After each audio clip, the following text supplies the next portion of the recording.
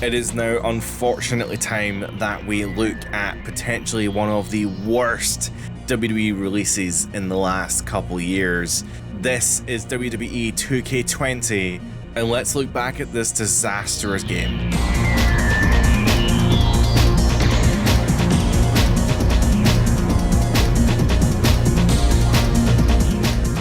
This is a randomly generated steel cage fatal four-way match. We have four randomly selected characters here. We have The Undertaker, of course, is undefeated at WrestleMania. Well, kind of.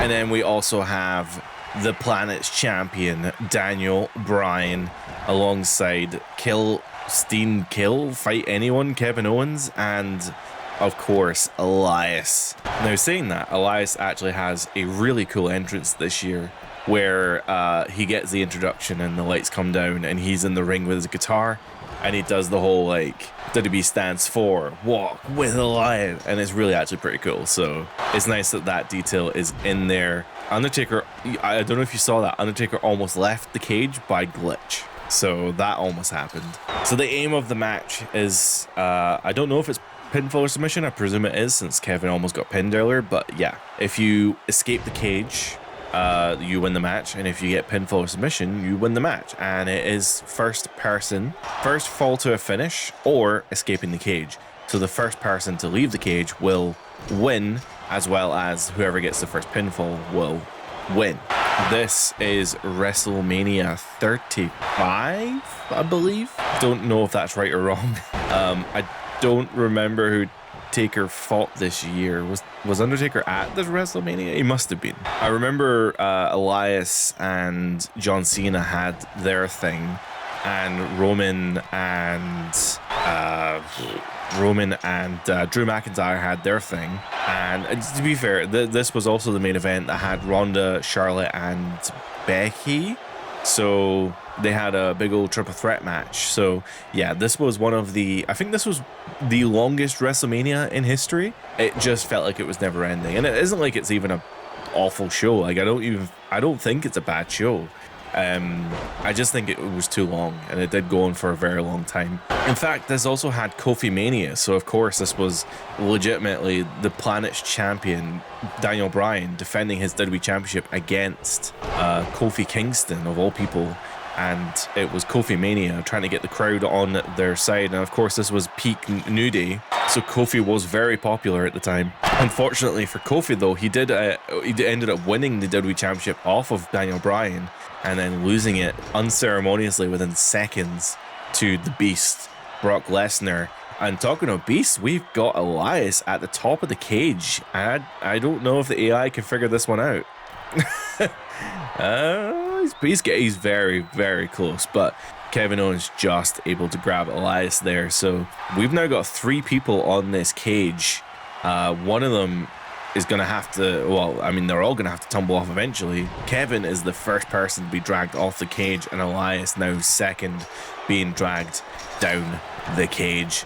Daniel Bryan with a lockup as well. Oh my god, Kevin tapped out. That is the end of this match, and they're still trying to climb the cage, but it doesn't matter because Daniel Bryan just won by submission, and like clockwork, I think the game just crashed. Every fucking time. So let's talk a little bit about 2K20. So the story goes, in fact, this isn't the story, I made it sound like a rumor. It's not a rumor. So the development was that Yuke's were making the WWE games all the way from SmackDown 1, and they continued making WWE games all the way up until WWE 13. Yuke's and THQ were on contract to continue making WWE games, but THQ had gone bankrupt during the production of WWE 2K14, which I presume was going to be WWE 14. That's when the license for WWE became available, and 2K stepped in. So 2K bought the license for WWE video games, and they were able to produce WWE 2K14. But for all intents and purposes, WWE 2K14 is essentially a Yuke's game with a 2K logo slapped on top of it. So with WWE 2K15, that was the first game to feature Visual Concepts. Visual Concepts is the lead development team for 2K Sports. They work on games like NBA 2K. They were going to hand off the development of the WWE games to Visual Concepts from Yuke's. what 2K had done was that they retained Yuke's on a extended contract to support development of the WWE 2K series up until 2K20. So 2K19 was the final game to feature Yuke's entirely. So WWE 2K20 was the first game to feature a whole game developed by Visual Concepts, and as a result, they have inherited code that they don't really understand, and Yuke's knew exactly how to work the game engine to exactly what they needed to be, and as a result, 2K20 barely runs. It's not a good game, and every time I try and run it for every single series I've done with 2K20 in this channel, the game crashes every single time. So let's have a look through some of the game modes available in this game. Where this is the main menu. You have this really nice diagonal looking menu with some gameplay footage in the middle there with your options on the left. For what it's worth, this is a relatively clean menu. I don't hate it.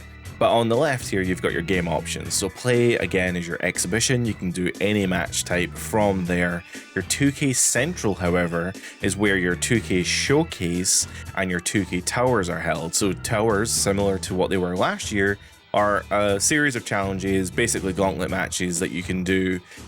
Matches, you get like a list of matches, you complete each match, it has unique rule sets, unique challenges, and at the end of it you get a really nice reward. The 2K Showcase this year features the Women's Revolution, and specifically the 4 Horsewomen, which is a story told from Charlotte Flair, Bayley, Becky Lynch, and Sasha Banks. So you basically play through their story starting from NXT, how they all got to know each other, and how it all culminated in the end of the main event of WrestleMania 35. And for the most part, the showcase is actually pretty good. The problem is the game is shit. So the game is so buggy that you'll get through a certain amount of the showcase, and I have no doubt that something will go horrendously wrong, the game will break, and you probably won't be able to progress. But that's neither here nor there. We'll get to that eventually on Season Mode Sundays. My Player, again, is where you create a custom character and you take them through a storyline, a linear storyline that has been developed by 2K. It again features the things like BCW, Baron Blade, Cole Quinn, and those characters, and as you start from the independent BCW and you have these like insider jobs, as in insider terms and stuff, you basically start there and you go work your way up from the independents through like things like Japan, through Mexico, and you end up in the WWE, and it leads you through a story like that.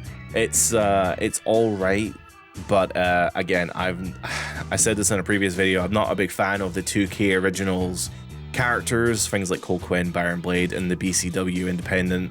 I think there's something there, but I just don't think they pulled it off very well, and I don't really like the way that they tell these stories in these games. Universe mode appears once again. We'll talk about it more shortly, but really, again, this game barely runs as it is. I don't even know if there are any additions to Universe mode, but I would not expect there to be any. And of course, you have your online, your creations, and your community creations, which I've seen very little updates this year, and the servers don't work anymore, so there's no way you're gonna see anything from there. Roster replaces My WWE, so that is the place where you can edit your superstars, edit the statistics of superstars, create your tag teams, and you can choose who your champions and your Money in the Bank holders are. Again, they've literally just changed the word My WWE to roster, which, to be fair, makes more sense than My WWE. The options make sense, don't need to talk about that. The store is where you can purchase the game DLC or unlock VC, or sorry, not unlock VC, you can unlock in-game items through VC, similar to the previous years where you can unlock characters, arenas, and championships. And to be perfectly honest, the unlock list for this is very, very similar to the previous year. This game in general has very little updates because they had so much trouble getting the game to run in the first place. And if you're wondering what extras is locker codes, tutorials, and credits. It's funny actually that I don't think there's a benchmark this year. Oh, there is a benchmark. The benchmark's been moved to the options. That's okay. So the PC port is somewhat reasonable, but I don't think the PC port is any better or worse than the console versions. If anything, maybe the console versions are slightly more stable and probably crash a little bit less. Now, one major issue I have with this game, and I don't know when I'm going to get to talk about it, so I'm just going to talk about it now. One of the biggest DLC additions to this game was The Fiend Bray Wyatt. He's like one of the only reasons to get the game, and I think for the longest time until recently, 2K20 was the only game that had The Fiend, because during the development of 2K22, Bray Wyatt was released from his contract, so The Fiend didn't appear in WWE games for quite a while.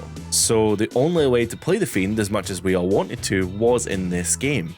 Now the problem is, you can only get The Fiend for DLC, and you can only unlock The Fiend by completing his 2K Tower. So if we go to the 2K Originals, I actually accidentally skipped over this, my bad. 2K Central is where your Horsewoman Showcase and your 2K Towers are. 2K Originals is where your Showcase episodes and your Tower episodes are. So if you go to... Oh, I can't even do it. Oh, sorry, I have to go for 2K Centrals. I don't know why it wouldn't let me do the other option there. So if I go for 2K Central, I have the option of Originals or Central Towers. So if I go to the 2K Original... Never mind.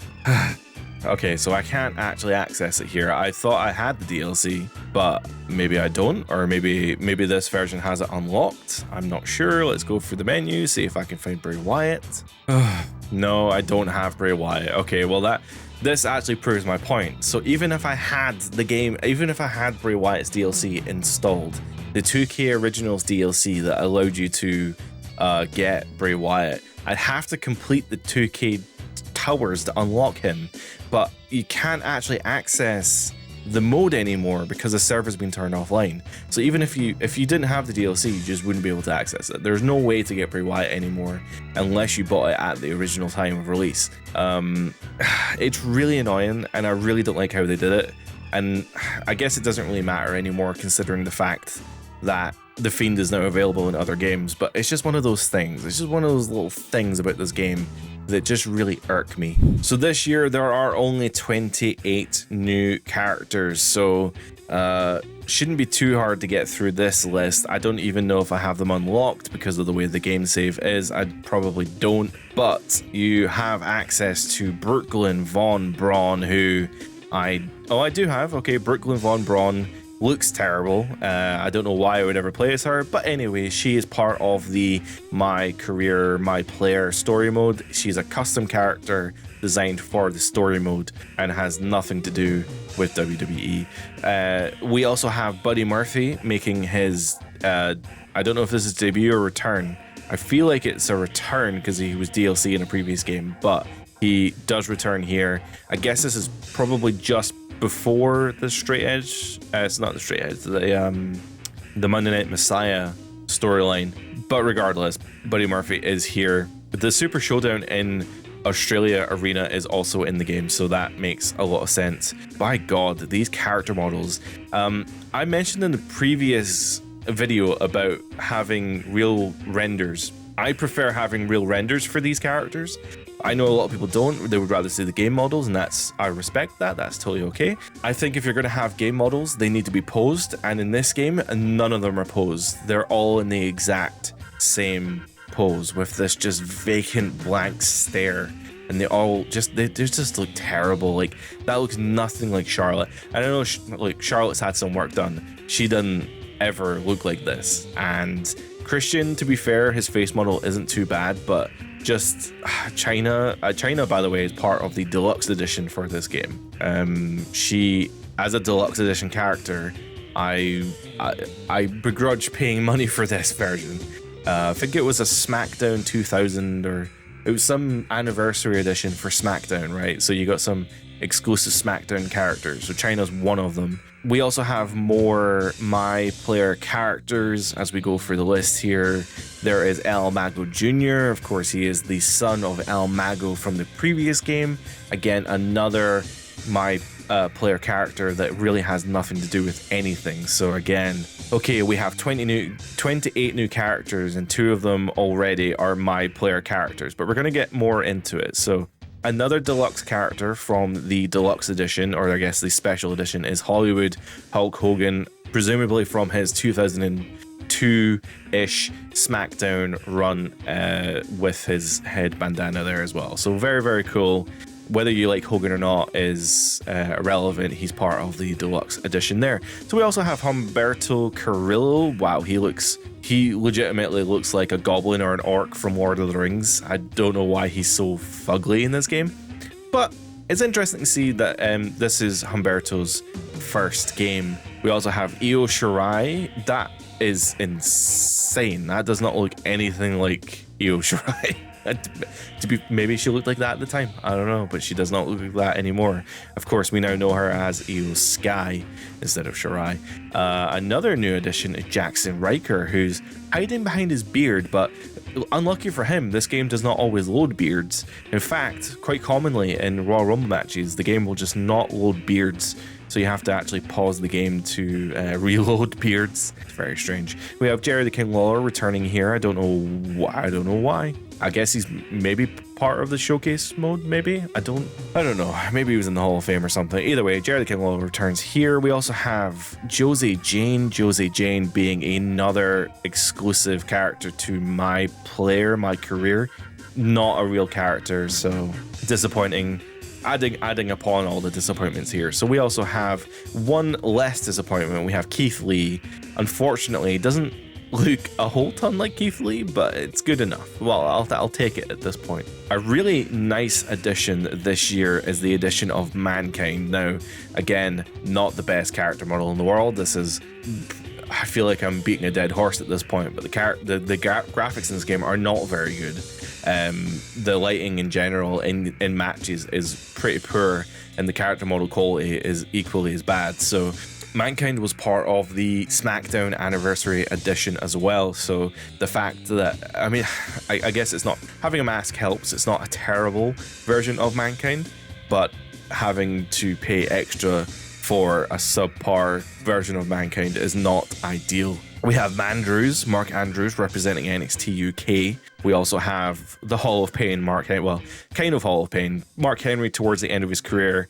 I really like when Mark's in the games because he's one of my favorite characters to play as, because he's just this absolute brick shithouse who just wrecks people. So very cool to have Mark in the game. We also have Matt Riddle, who at time of recording is just continuously making an ass of himself. This will probably be dated, quite a few weeks after his Twitter meltdown, but it's quite something to behold. We also have Mia Yim here, of course. We now know her as Michin, but Mia Yim was her NXT name, and to be fair, not the worst character model ever. We have Molly Holly returning as well. That's oh boy, that looks nothing like her. Molly Holly appears in the later 2K games, and she does not look like this. She looks a lot better. So we also have Nikki Cross. It's weird that Nikki Cross is in this list because I'm pretty sure she is in the previous game. I think she's under Sanity. Maybe she was DLC actually. But this is just regular Nikki Cross. She was teamed with Alexa Bliss at the time, and she's one half of the women's tag team champions. I guess a new addition that we need to talk about here is Riley Flash. He is another My Player character who, is just, he's there. Now, you may have heard of this amazing woman. She is the Eradicator, Rhea Bloody Ripley. Of course, this is early days for Rhea. This is not the Mae Young Classic version of her. This is like the second Mae Young Classic version of Rhea Ripley here with the goth look, which fits her personality a lot better because it's who she really is. But also, I don't know why she looks so bug-eyed. It doesn't look in the face doesn't look a whole ton like her.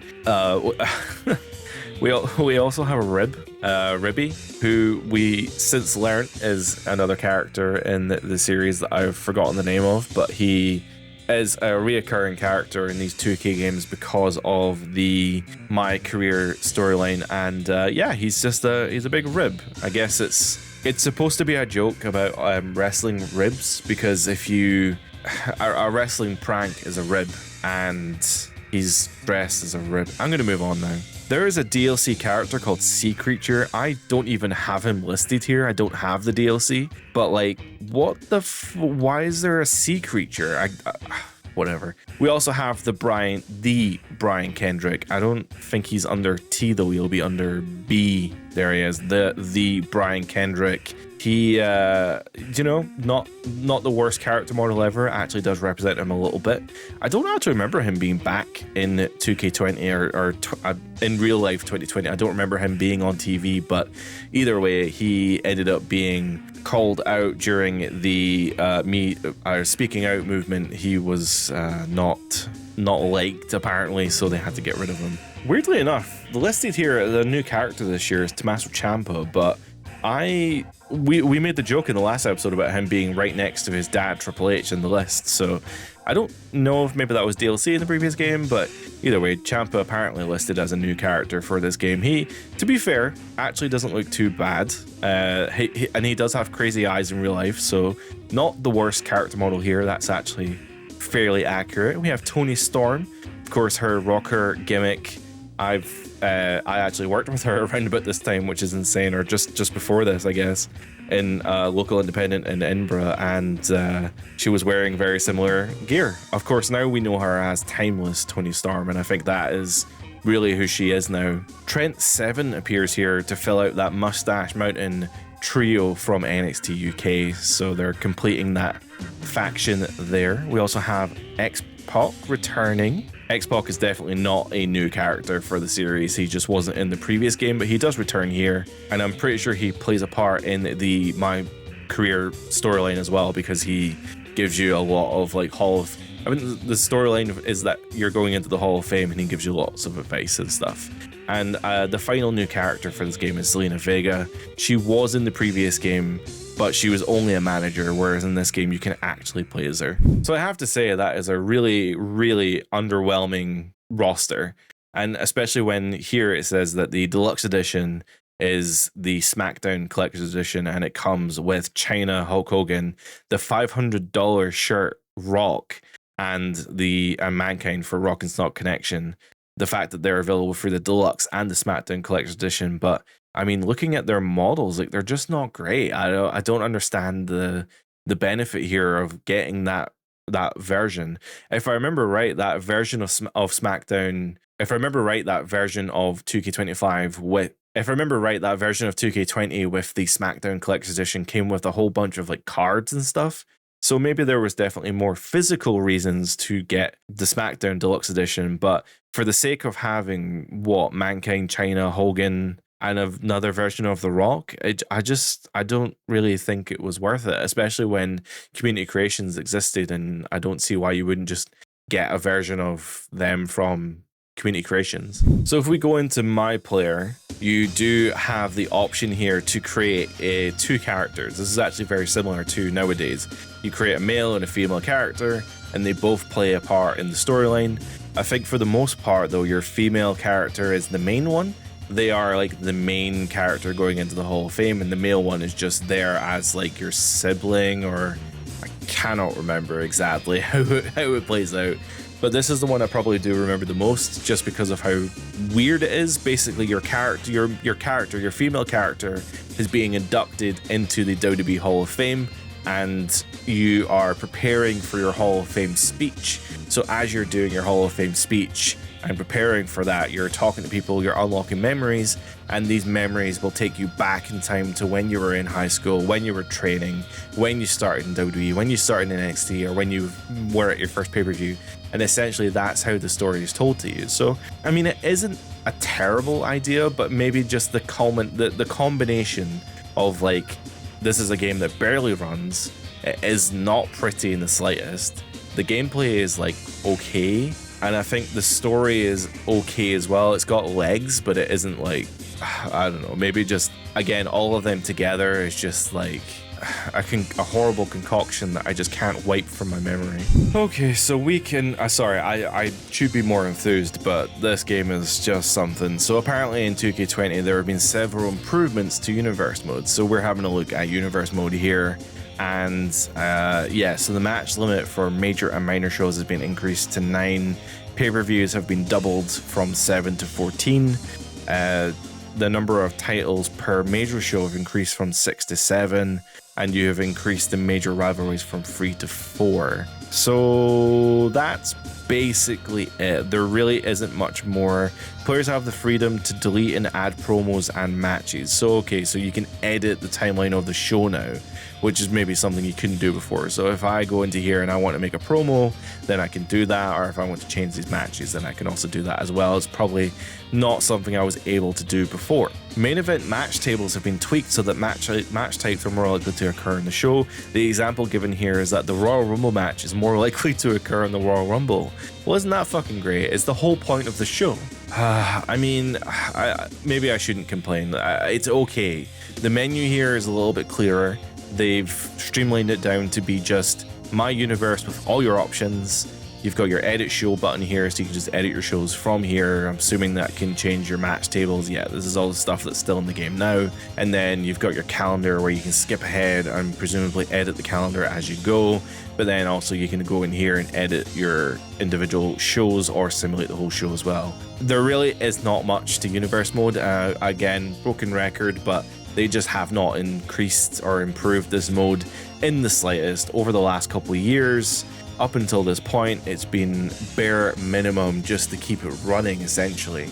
And I think the fact that 2K had inherited a mode from Ukes that they just did not really comprehend, didn't understand, didn't know how to scope. They didn't want to mess with it too much, they just left it as it is, but they increased some of the variables and basically said, okay, well, here's more rivalries, here's more championships, and that's as much as we can do without inherently breaking the system. I've chosen here for the end of this video, to go for a 10-man Royal Rumble, starting off here with Seth Rollins and Luke Harper, and we're going to see if just 10 men, right? 10 people, it can't be that bad. It can't go wrong with 10 people, but we are here. I really like this version of Seth. I think Seth was the Universal Champion at this point.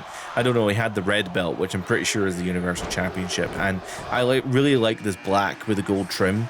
It's a really good look for him. And entrant number 3, of course, WWE Hall of Famer Booker T. Oh, really nice model for Booker, but no back tattoo. So this isn't like a recent version, I don't think. This is an older version of Booker T. This is probably the model they use now for things like My Faction. So there was something about this game. I don't know if it's still in or not, but there's a system where if you attack your opponent, the LED boards would flash. They would do this little kind of brightness thing.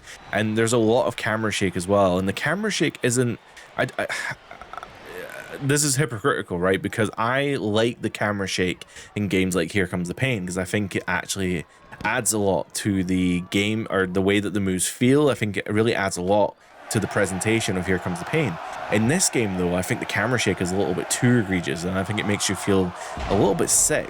Number 5 here with Mark Mandrews from NXT UK. I don't think he works in WWE anymore. In fact, I'm pretty confident he doesn't. I think I've seen him in the independent circuit, but I have no idea specifically where he's working these days. Booker T, however, taken umbrage with him. As I was saying, the gameplay mechanics here are very similar to the way that the Royal Rumble matches play out nowadays. You can be eliminated essentially at any point. You have the opportunity to stay in the ring, but it's also extremely easy to be eliminated. And even with the... if you're leaning on the ropes and you go for a clothesline over the ropes, it's very possible that you can be eliminated by a reversal. As gentleman Jack Gallagher enters the ring. There we are, Seth Rollins kicking Dash Wilder over the ring. Dash, not called that anymore, is it not? Dax or something. Of course, one half of FTR in AEW. As we prepare for our next entrant number 7, it's Rusev Day, everyone.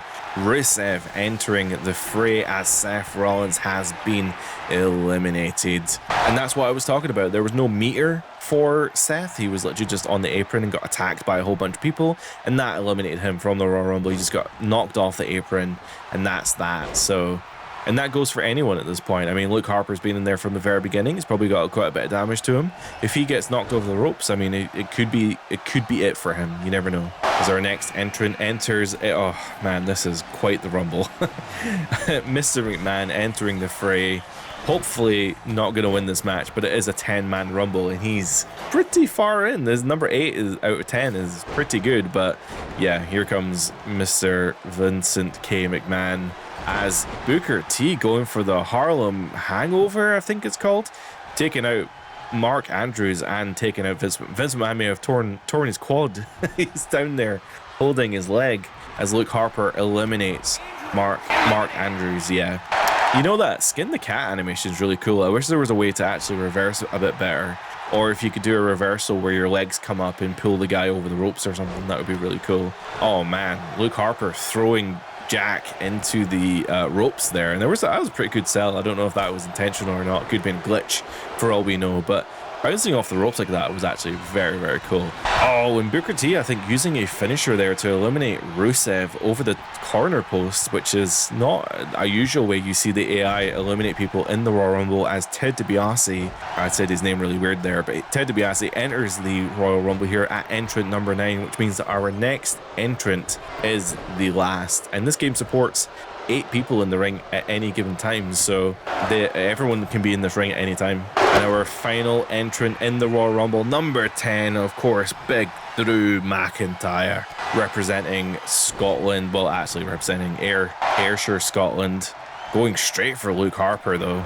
He's like, there can only be one long-haired, bearded man in this Rumble, and it is not you, Luke Harper. Brody Lee being eliminated. Disrespectful from the NXT-looking Drew McIntyre. I think Vince McMahon being busted open by Booker T. I mean, oh no, what a shame, right?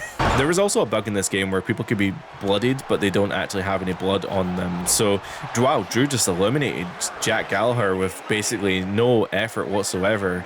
Vince McMahon being eliminated by Booker T as well. Unless maybe it's Booker T who's been busted open, and I missed that, but I really thought it was Vince. I really have no doubt as well that when this match is finished and I press exit, the game will crash. It seems to happen after every single match. I don't know if it's a problem with the specific install. I don't know if it's a problem with the patch. I just don't know, but like, it honestly happens just with everything. I every single match, every single thing I do, it just crashes. And I hope that isn't a problem for something like my player or my career, because I would actually like to play the story mode in this game, but if it's going to crash every single time, then I'm not gonna get into that.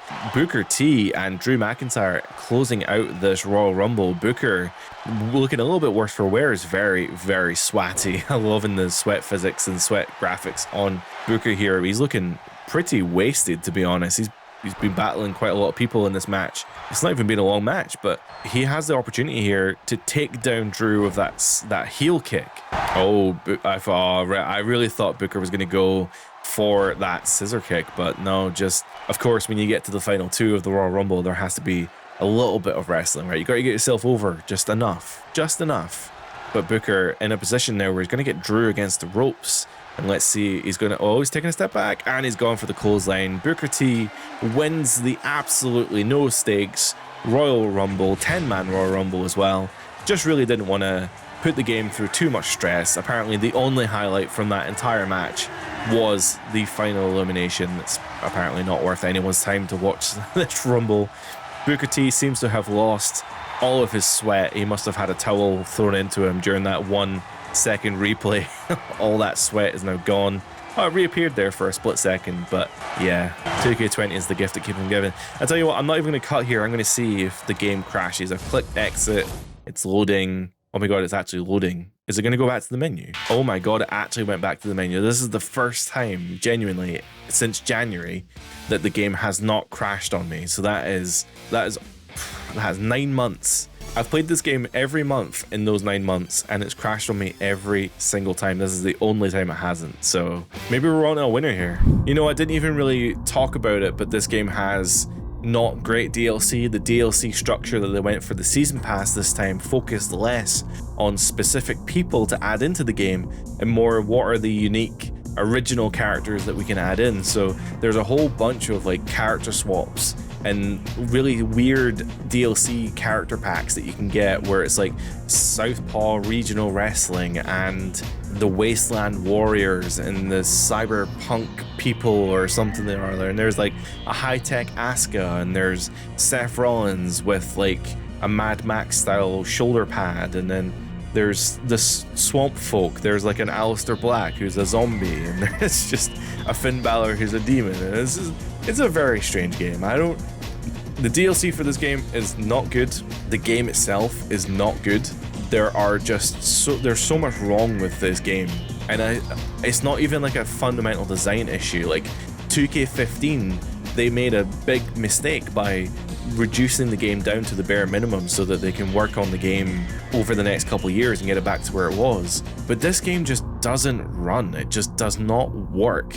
And there is no real improvement to the game over 2K19, so perhaps you can see, other than The Fiend, you can see why they kept 2K19 running, because there is just no reason to play this game over 2K19, because there are just so few, there's very little roster additions, and other than like the showcase mode, there just is really no reason to play this. I don't know, I really don't have any nice words to say about this game. The DLC is rubbish, the game's rubbish, the game's ugly, the universe mode has no updates to it. The showcase mode is okay. I guess the one good thing I could probably say about the game is that the showcase mode is okay, because it features the Women's Revolution, the 4 Horsewomen, and they have a really good story to tell, and I think they tell it relatively well. But that's it. That's all I really have to say about 2K20. The less said, the better, and I think it's not one of those things where I want to wipe it from my memory, because it's one of those things that I think 2K should keep in their memory, because they need to be humbled sometimes. I think they need to remember that 2K20 happened. It was a huge impact to the community faith. We all lost faith in 2K at this point. We all absolutely said, okay, Yuke's left the development cycle, Visual Concepts have taken over, and 2K absolutely screwed the pooch. I guess the question moving into the next video is, there was no 2K21, so what did they do in between 2K20 and 2K22, and was 2K22 a return to form? Was it actually any good? So with that being said, that is going to be us for today. Please remember to comment, like, and subscribe if you did enjoy the video. If you didn't, alright Tifa.